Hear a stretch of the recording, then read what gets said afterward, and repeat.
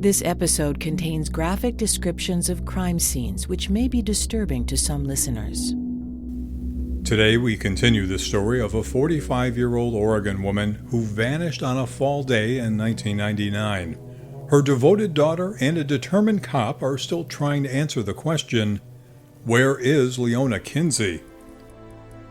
This is APB Cold Case. Here's your host, former police chief Mark Spahn. We pick up the story where we discussed a couple of Leona Kinsey's previous boyfriends. Police appear to have eliminated both of them from suspicion in her disappearance. But there was another guy who had been involved in what police said was an on-again, off-again relationship with Leona, and he's become a focal point for detectives.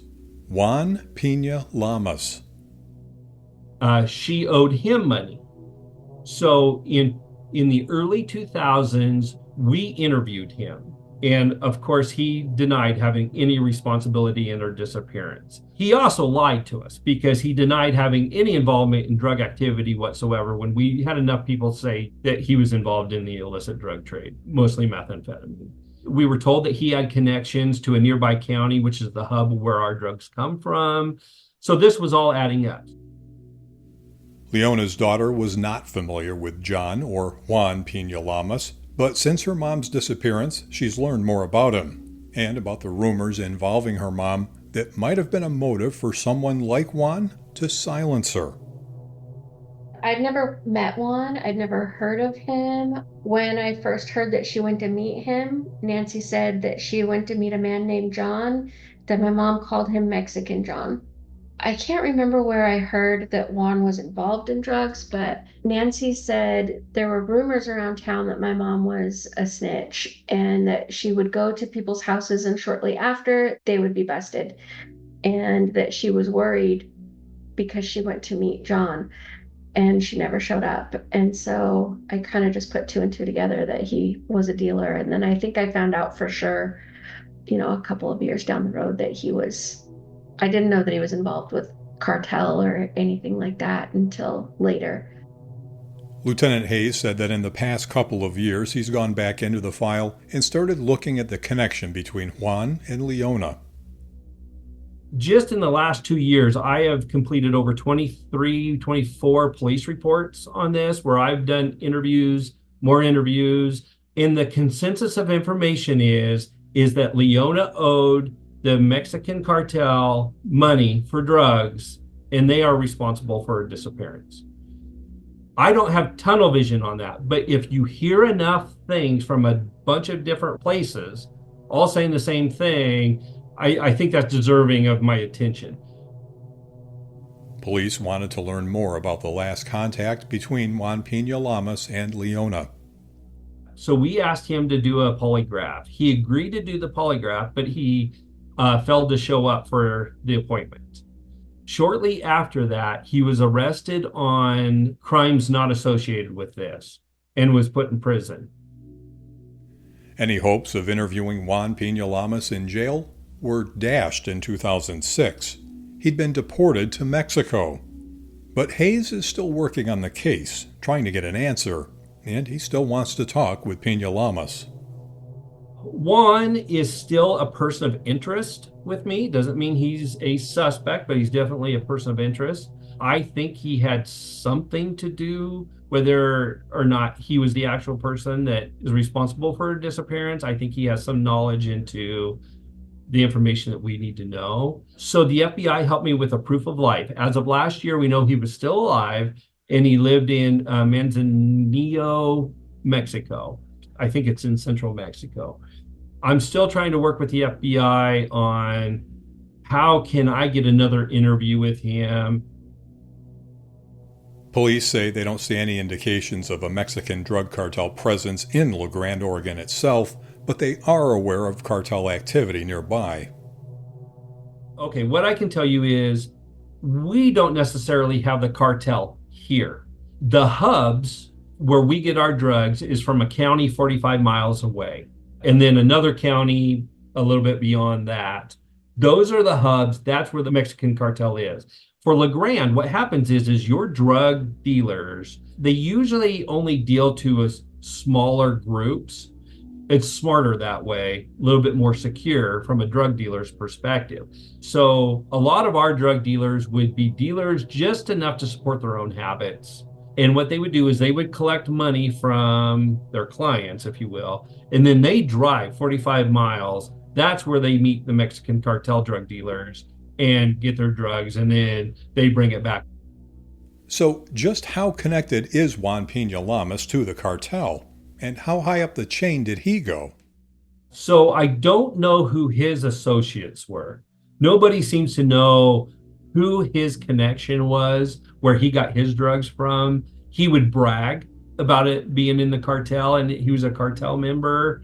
Again, they didn't believe him because he was just a bragger and wanted to make himself seem more important than what he was to them. He's a very small man, small stature. None of them believed him. He was what we call the little dog syndrome. He wanted to make himself be more important, hoping that people would respect him more. But the people that I talked to that did know him thought he was an idiot. And he may also have been violent.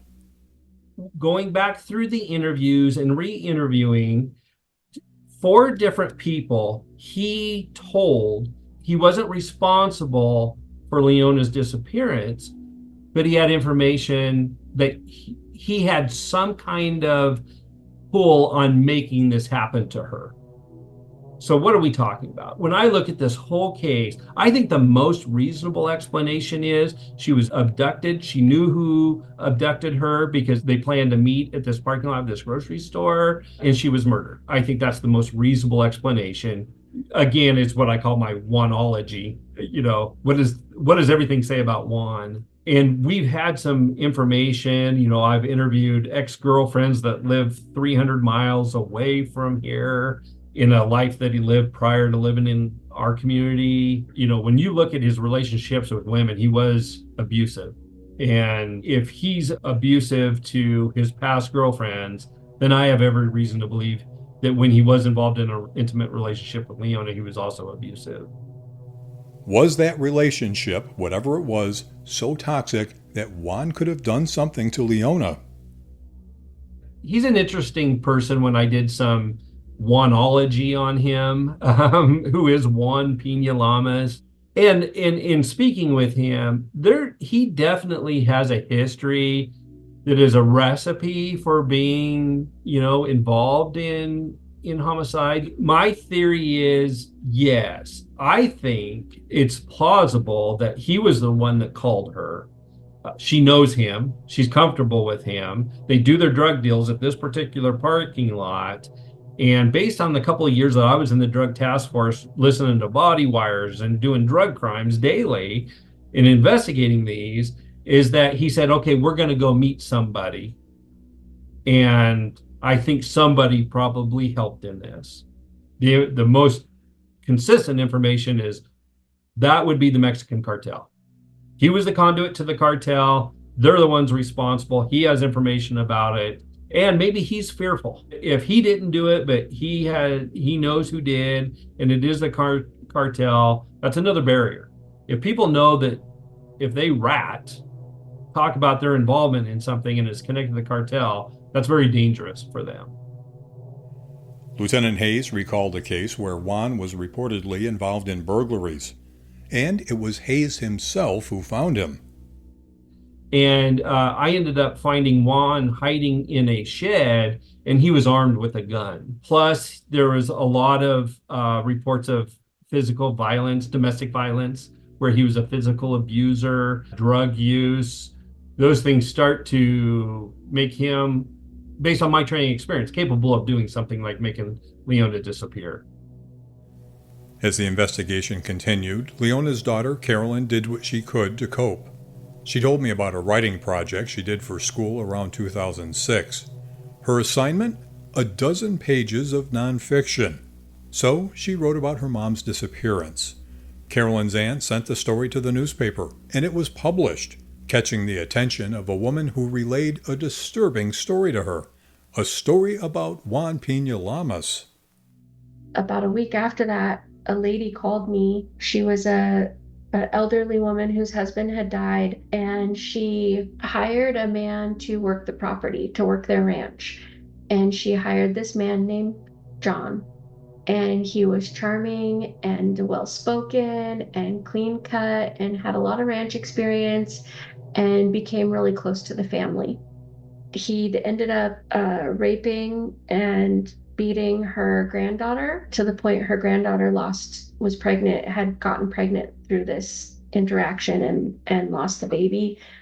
She told him he was going to have to go. This is the end of our employment. But she said John refused to leave, and he began threatening her. And it was the words of his threat that caused the woman to connect the dots between the man she read about in Carolyn's story and her own experience. It was the same man, Juan Pena Lamas. She was afraid that something was going to happen, and he kept telling her, "I'll do you like I did Leona." He drove her past my mom's house, and he said, "That's where Leona lived. They never found her." And he took her up into the mountains one day, and he pulled over and was looking at something and was trying to get her to get out of the car, and she wouldn't get out. And she said she just had a bad feeling. And he said, "You could get rid of a body down there. They'd probably never find it. They never found Leona."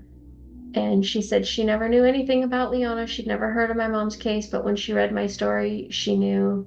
I mean, it's a small town. There weren't a lot of Leonas.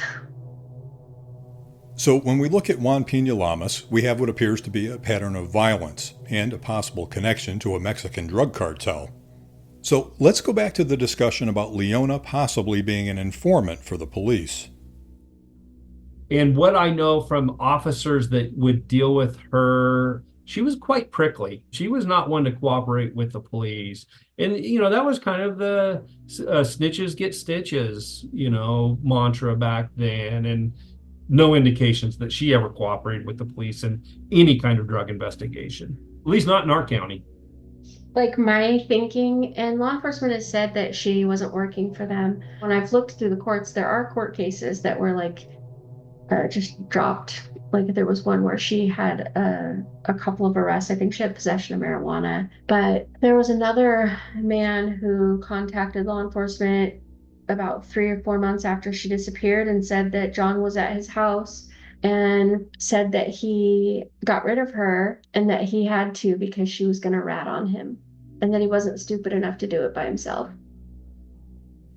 Whether or not Leona was an informant, all that matters is if John or Juan thought she was. So Juan may have believed that Leona was a liability. He told people multiple times. He told a couple people, "You'll never find her." So wherever he put her, he's pretty proud of it. One of the sources of information here is the former wife of Juan Pena Lamas. She was significantly older than Juan, something that Carolyn told me about his befriending and using older women. She last knew the ex-wife to have been in the Lewiston, Pocatello, Idaho area, but she's since passed away. And his wife got the feeling that he just disposed of her. There wasn't a lot of effort put into covering her up or anything. Is it possible that Leona was buried or dumped in the woods? Police have received tips, and they've seen remarks in social media postings from people speculating on what happened or where her body could be. We have had a lot of these little tips, and I have followed up on every single one of those. I've searched up. Now, these are tips that they're just people who have thoughts. Well, maybe if I wanted to make somebody disappear, I'd make them disappear over here. Or I know Leona liked to pick huckleberries over here, or she liked to pick mushrooms over here. We would go to those areas and do the best we could with the information that we had. So, and that's where the Forest Service and State Forestry and Search and Rescue have been a big help, is helping us search those areas. So she spent a lot of time in the mountains.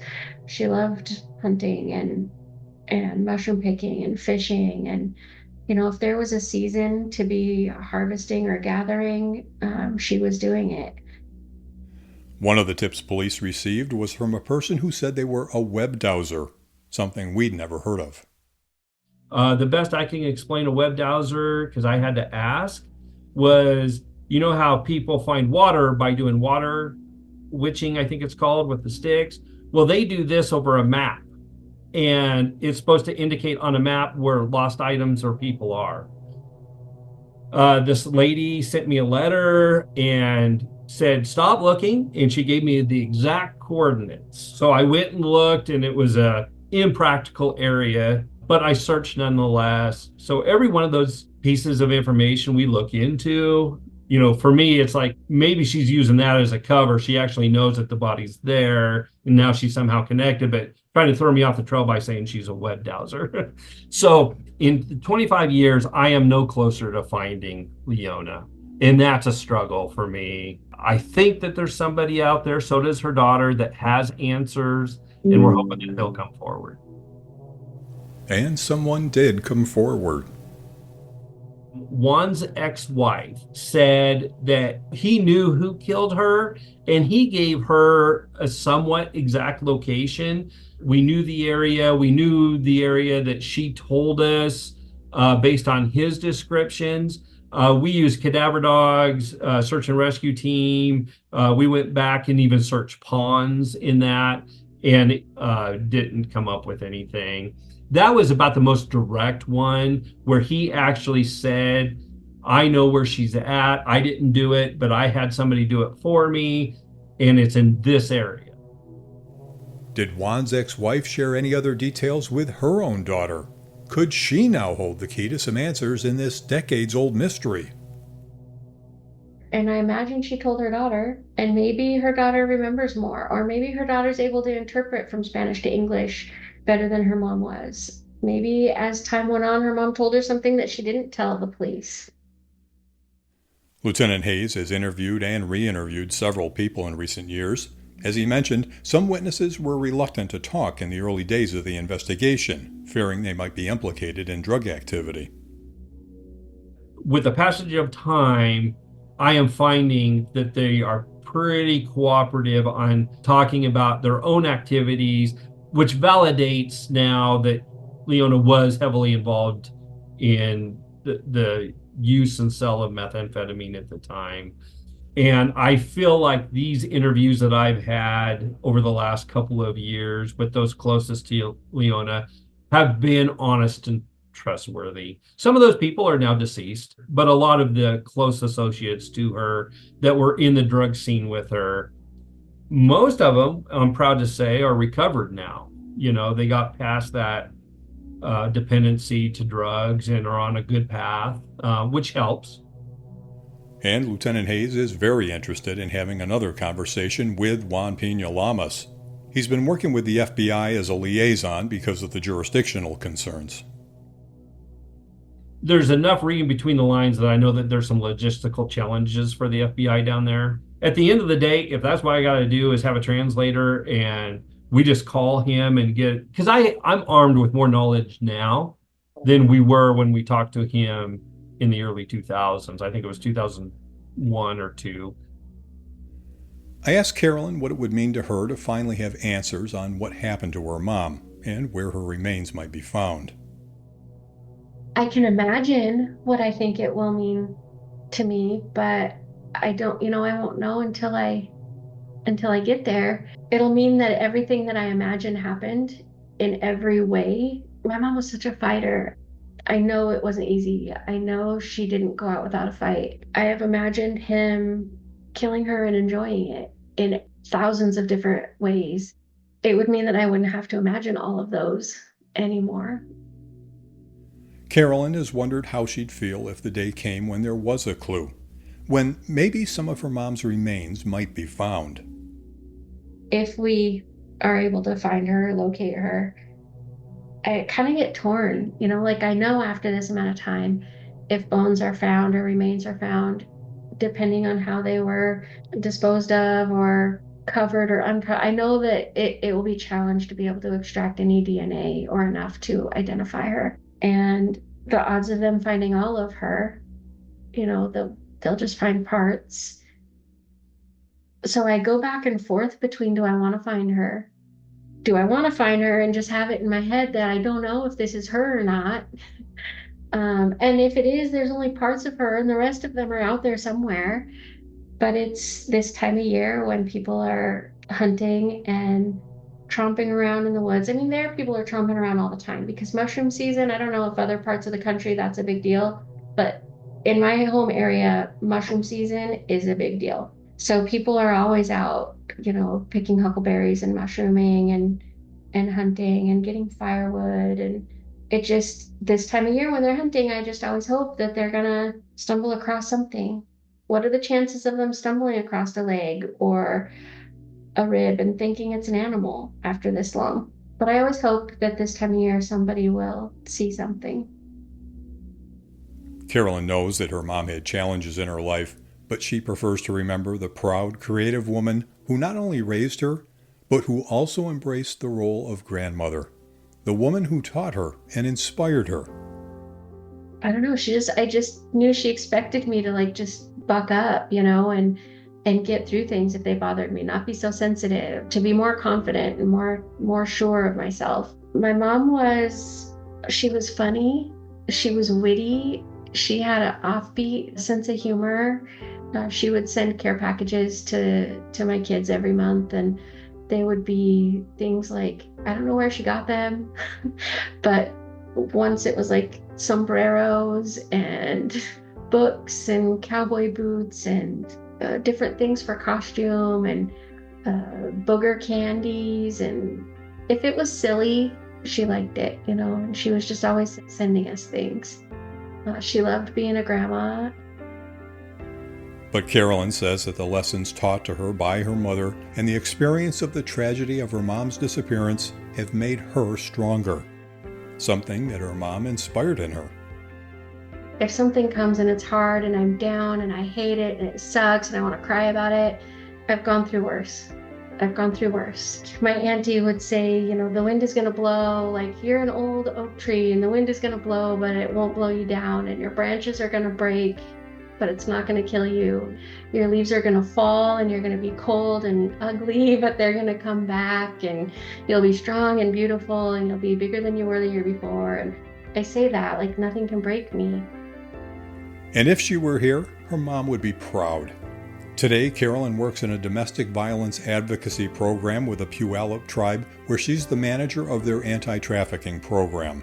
She's also an advocate for missing and murdered Indigenous women. When I was working with other families, or not even working with families, but just offering my prayers to other families, just talking to them and saying, I'm sorry you're going through this. I've been there and I know what it's like.